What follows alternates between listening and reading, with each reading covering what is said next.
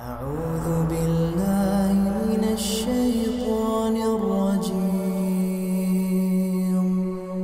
بسم الله الرحمن الرحيم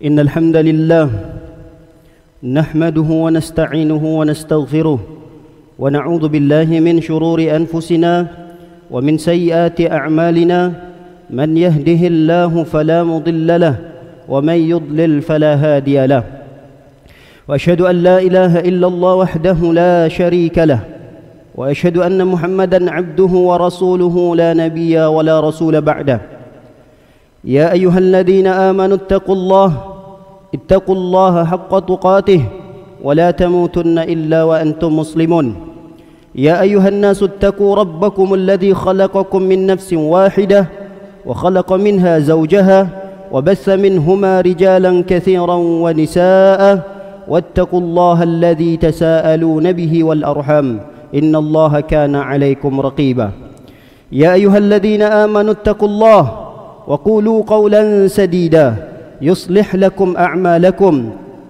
ويغفر لكم ذنوبكم ومن يطع الله ورسوله فقد فاز فوزا عظيما أما بعد فإن أصدق الحديث كتاب الله وخير الهدي هدي نبينا محمد صلى الله عليه وسلم وشر الأمور محدثاتها فإن كل محدثة بدعة.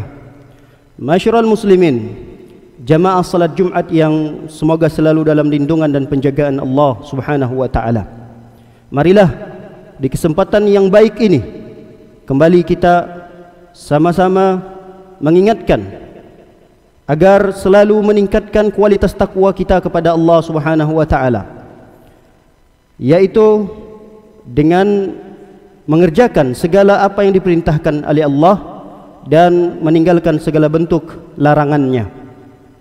Masyarul muslimin, jamaah salat Jumat yang berbahagia, di antara ibadah yang dilakukan oleh kaum muslimin pada tanggal 10 Zulhijjah adalah mengerjakan salat Idul Adha.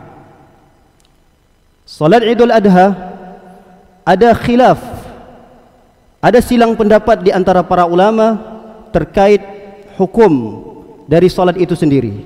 Ada sebagian ulama yang mengatakan bahawa salat Idul Adha hukumnya sunnah muakkadah, sunnah yang ditekankan untuk dikerjakan. Pendapat ini dikuatkan oleh mazhab Maliki dan mazhab Syafi'i.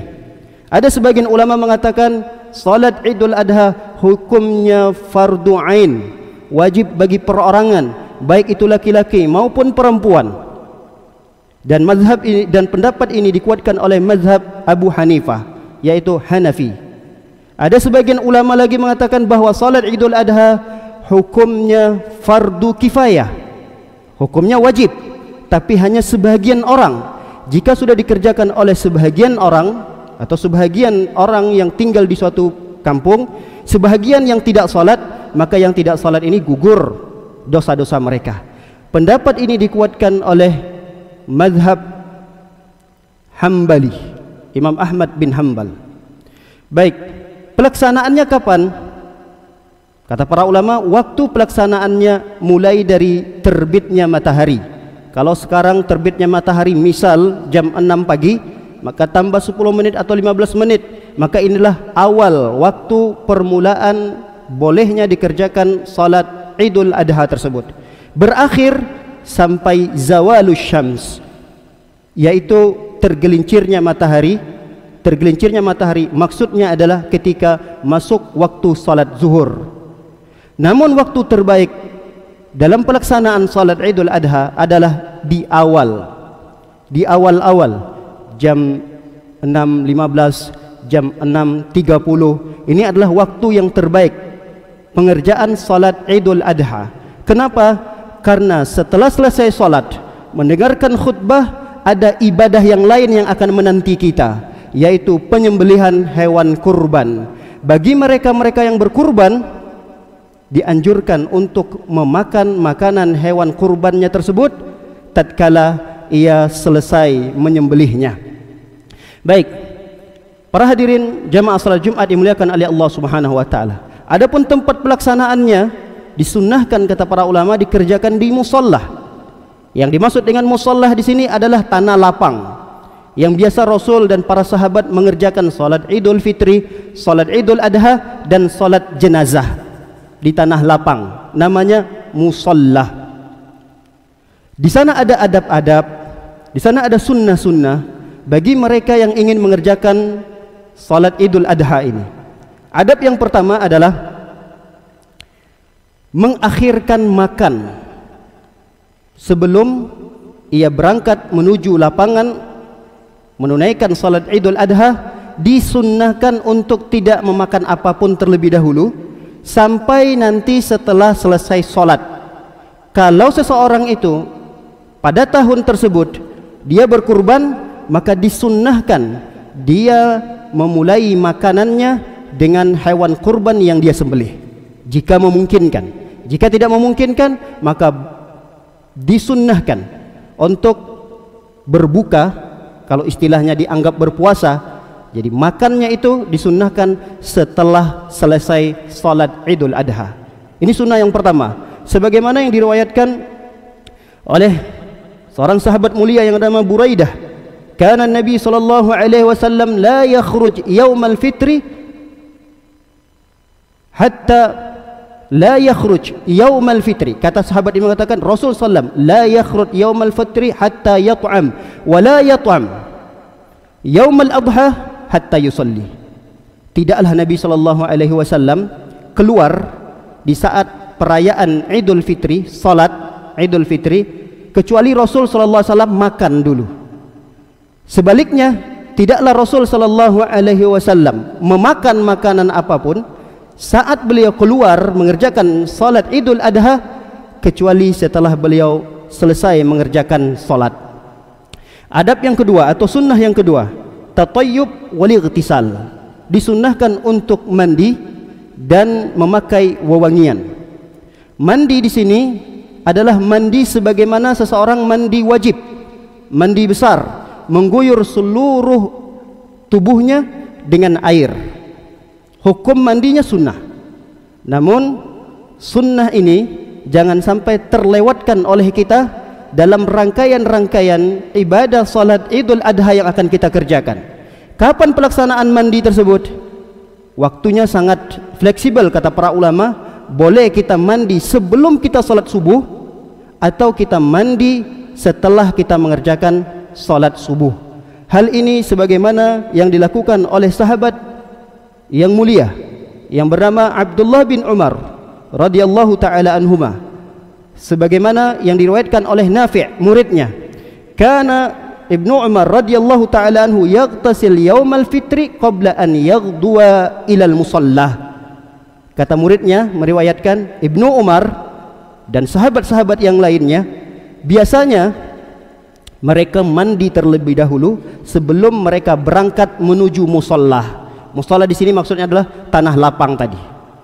Kemudian adab yang berikutnya, at-tajammul yaumal id, berhias menggunakan pakaian-pakaian yang terbaik yang kita miliki di saat kita ingin mengerjakan salat Idul Adha. Jangan memakai pakaian yang biasa-biasa kita pakai di rumah, atau pakaian itu biasa keseharian yang kita gunakan untuk ke pasar, untuk ke mall misalnya. Jangan. Kita punya pakaian kesayangan yang kita miliki, maka pakaian yang paling kita cintai, yang paling kita sayangi, yang ada di lemari kita, keluarkan. Pakaian itulah yang hendaknya kita gunakan tatkala kita merayakan Idul Adha, apalagi dalam kondisi kita ingin beribadah kepada Allah Subhanahu wa taala, salat Idul Adha. Dan ini dicontohkan oleh Nabi SAW dan para sahabat ketika itu, di mana Umar bin Al-Khattab radhiyallahu taala anhu pernah melewati satu pasar. Di sana terlihat oleh Umar ada pakaian yang begitu indah. Lalu kemudian Umar membeli pakaian tersebut dan dihadiahkanlah untuk Rasul sallallahu alaihi wasallam. Umar berpesan kepada Nabi sallallahu alaihi wasallam, "Ya Rasulullah, ini pakaian silahkan Anda gunakan untuk pelaksanaan salat Idul Adha, Idul Fitri. Dan gunakan juga pakaian ini ketika engkau menyambut tamu-tamu besar, delegasi atau duta-duta yang mungkin diutus dari beberapa kerajaan-kerajaan untuk bertemu dengan Rasulullah. Pakai pakaian ini ya Rasulullah. Lalu dilihat oleh Rasul SAW pakaian tersebut, ternyata pakaian itu terbuat dari sutrah. Kata Nabi SAW, hadzal libas liman la khalaqa lahu yaumal qiyamah. Libas ini atau pakaian ini hanya digunakan oleh orang-orang yang dia tidak akan mendapatkan bagiannya di akhirat. Artinya pakaian ini tidak boleh digunakan oleh laki-laki, walaupun pakaian ini sangat bagus, sutra. Tapi karena pakaian ini adalah pakaian yang tidak boleh digunakan laki-laki, maka Nabi SAW menolaknya. Dan ketika itu para ulama menyimpulkan bahwa dianjurkan sebaik-baik pakaian yang kita miliki, itulah yang kita gunakan di saat kita ingin mengerjakan salat Idul Adha. Kemudian di antara adab yang berikutnya, al-masyu ilal musallah, berjalan kaki menuju tanah lapang jika ini memungkinkan. Ini sunnah, yaitu berjalan kaki dari rumah menuju musallah tanah lapang di tempat di mana kita akan mengerjakan salat Idul Adha tersebut. Dan ini dicontohkan oleh para sahabat Nabi SAW, di mana Nabi SAW juga banyak dilihat oleh para sahabat ketika Rasulullah SAW keluar dari rumahnya. Karena Rasul SAW yakhruj masyian wa yarji' masyian.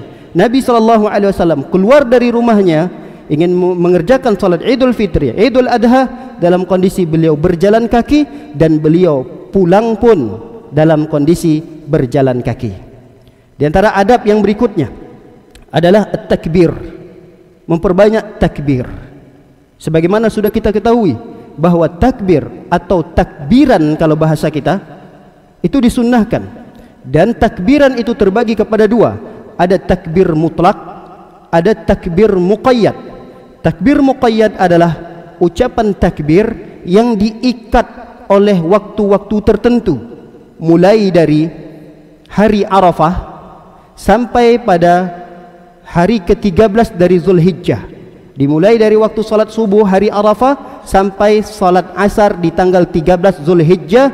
Di setiap selesai salat 5 waktu, kita disunahkan untuk bertakbir setelah kita membaca zikir astaghfirullah, astaghfirullah, astaghfirullah, Allahumma antas salam wa minkas salam, tabarakta ya zal jalali wal ikram. Sampai di situ, lalu kemudian kita bertakbir setiap selesai waktu salat 5 yang diwajibkan oleh Allah Subhanahu wa taala. Setelah itu baru kemudian kita berzikir subhanallah 33 kali, alhamdulillah 33 kali, Allahu akbar, dan seterusnya. Ini namanya zikir muqayyad. Ada namanya zikir mutlak. Zikir mutlak itu adalah takbiran mutlak, takbiran yang diucapkan oleh kaum muslimin yang dia tidak diikat dengan waktu tertentu, baik itu malam, siang, pagi, sore, dan juga tidak terikat dengan tempat. Di masjid, di jalanan, di pasar, di rumah, tidak diikat dengan tempat. Ini disebut dengan takbir mutlak, yang disunahkan di saat seseorang ingin pergi menuju lapangan tempat di mana ia akan mengerjakan salat Idul Adha, maka disunahkan untuk memperbanyak takbir. Sunnah ini yang terkadang jarang terdengarkan oleh kaum muslimin karena jarang diamalkan. Hendaknya ketika mereka melakukan perjalanan menuju musalla, menuju tanah lapang, maka hendaknya di saat itu mereka memperbanyak Allahu akbar, Allahu akbar, Allahu akbar, la ilaha illallah, Allahu akbar, Allahu akbar, walillahil hamd. Ini diajarkan kepada anak-anak kita tatkala kita sekeluarga ingin pergi mengerjakan salat Idul Adha. Kemudian di antara adab yang berikutnya adalah mukhalafatut tariq bil audah minas salatil Id, yaitu menggunakan jalan yang berbeda tatkala kita pergi dan pulang dari pengerjaan salat Idul Adha. Jalan yang biasa kita gunakan untuk pergi, usahakan pulangnya menggunakan jalan yang berbeda. Ada hikmah yang digali oleh para ulama berdasarkan tafsir-tafsir yang disebutkan oleh para ulama, kenapa dianjurkan kita untuk menyelisihi jalan di saat kita pergi dan pulang, karena dua jalan tersebut akan memberikan kesaksian kepada Allah Subhanahu wa taala bahwa sesungguhnya kita keluar dalam kondisi beribadah kepada Allah Subhanahu wa taala. Dalam Al-Qur'an disebutkan oleh Allah, yauma idzin tuhaddisu akhbaraha, pada hari kiamat bumi itu akan menceritakan kabarnya, bumi akan memberikan kesaksian. Bumi yang kita injak, kalau kita menggunakan kendaraan, berarti bumi yang kita lewati dengan kendaraan yang kita gunakan, maka bumi-bumi itu akan memberikan kesaksian kepada Allah Subhanahu wa taala. Ada sebagian ulama lagi mengatakan, kenapa hikmahnya kita menyelisihi jalan pergi dengan pulang, jalan yang berbeda? Karena kata para ulama, setiap makhluk yang akan kita lewati, mereka akan memberikan kesaksian yang baik kepada Allah Subhanahu wa taala terhadap apa yang kita lakukan di bumi ini. Manusia yang kita temui, bahkan jin yang mungkin kita lewati, kita tidak lihat, ada jin di jalan itu, atau makhluk-makhluk Allah yang lainnya, mereka akan memberikan kesaksian-kesaksian baik untuk kita di hadapan Allah Subhanahu wa taala. Hal ini dikuatkan oleh hadis Nabi sallallahu alaihi wasallam. Kana Nabi sallallahu alaihi wasallam idza kana yaumu Id khalafat tariq. Nabi sallallahu alaihi wasallam apabila beliau ingin mengerjakan salat Id, baik itu Idul Fitri maupun Idul Adha, beliau jalan pergi dan pulang tidak menggunakan jalan yang sama. Ini adalah sunnah dilakukan. Alhamdulillah, di beberapa masjid, di beberapa tempat musalla, terkadang memang ada jalan yang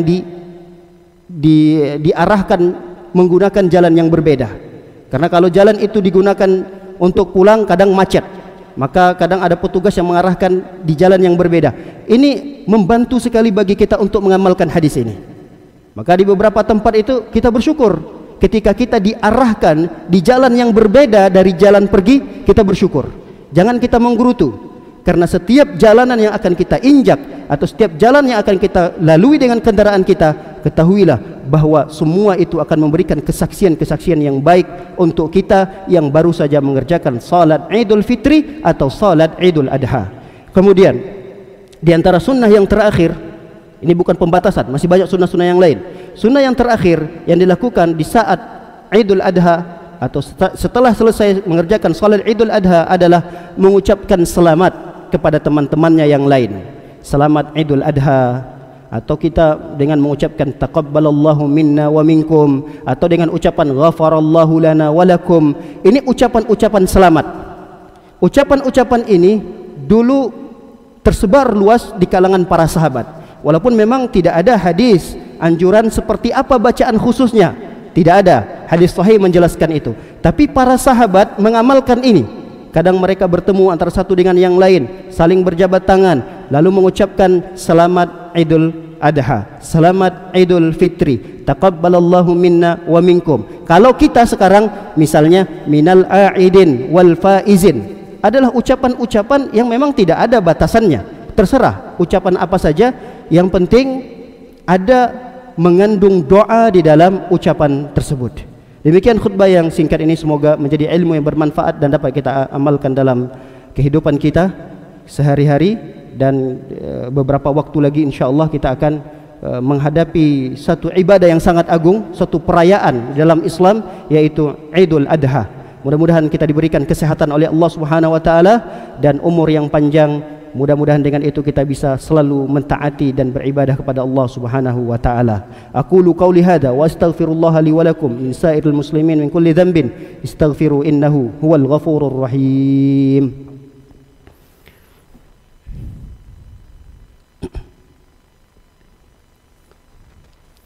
Alhamdulillah, alhamdulillahi ala ihsani wa syukru lahu ala taufiqihi wa amtinani. وأشهد أن لا إله إلا الله وحده لا شريك له تعظيما لشأنه وأشهد أن محمدا عبده ورسوله الداعي إلى رضوانه وصلى الله وسلم وبارك عليه وعلى آله وأصحابه وإخوانه. Masyarul muslimin, jamaah salat Jumat yang berbahagia, di tanggal 9-nya ada satu ibadah yang jangan sampai terluputkan dari kaum muslimin, yaitu puasa Arafah. Puasa Arafah yang memiliki keutamaan yang begitu besar. Dalam satu hadis yang sahih, Nabi SAW mengatakan, siyamu yaumi Arafah ahtasibu 'ala Allah an yukaffir as-sanata allati qablahu wa sanata allati ba'dahu. Kata Nabi SAW, puasa di hari Arafah, aku berharap kepada Allah Subhanahu wa taala agar Allah mengampuni dosa-dosa pelakunya, yakni dosa-dosa orang yang berpuasa di hari Arafah itu setahun sebelumnya dan setahun sesudahnya. Mungkin ada yang bertanya, kapan puasa Arafah itu? Maka pendapat yang kuat dalam masalah ini, walaupun kita tidak boleh mengingkari apalagi sampai berantem terkait perselisihan yang terjadi, saya hanya sebatas menjelaskan pendapat yang saat ini kami kuatkan. Bukan artinya kami membenci pendapat saudara-saudara kita yang mungkin berbeda, tidak, karena tidak ada keingkaran dalam perkara-perkara ini. Kami hanya menjelaskan pendapat yang kuat dalam masalah ini adalah bahwa puasa Arafah itu tidak ada kaitannya dengan peristiwa wukuf di Arafah. Tidak ada kaitan puasa Arafah dengan peristiwa wukufnya jamaah haji di padang Arafah. Jadi puasa Arafah itu kaitannya adalah dengan tanggal 9 Zulhijjah. Apalagi penentuan tanggal Zulhijjah tersebut ditentukan dengan contoh yang diajarkan oleh Nabi, yaitu ru'yatul hilal, melihat hilal.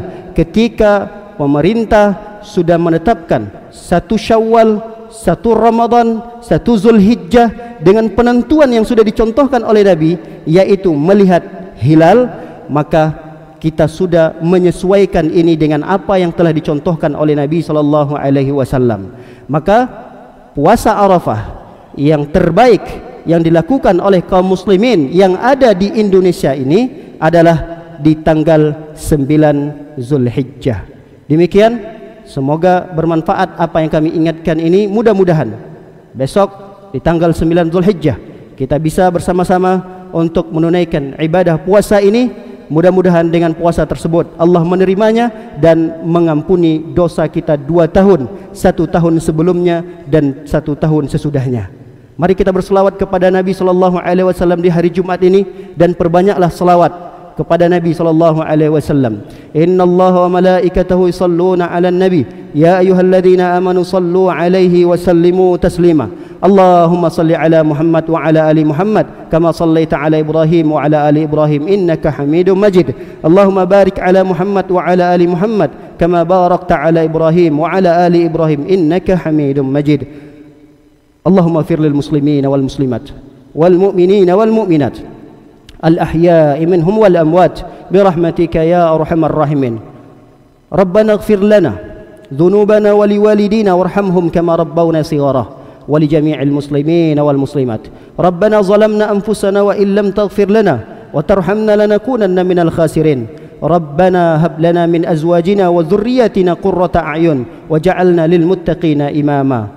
Rabbana idfa' lana hadzal bala' wal waba' wal fitan wal mihan ma dhahara minha wa ma batan. Allahumma adfa' 'anna al bala' wal waba' wal mihan wal fitan ma dhahara minha wa ma batan. Rabbana atina fid dunya hasanah wa fil akhirati hasanah wa qina 'adzaban nar. Wa sallallahu ala nabiyyina Muhammadin wa ala alihi wa sahbihi wa sallam ajmain.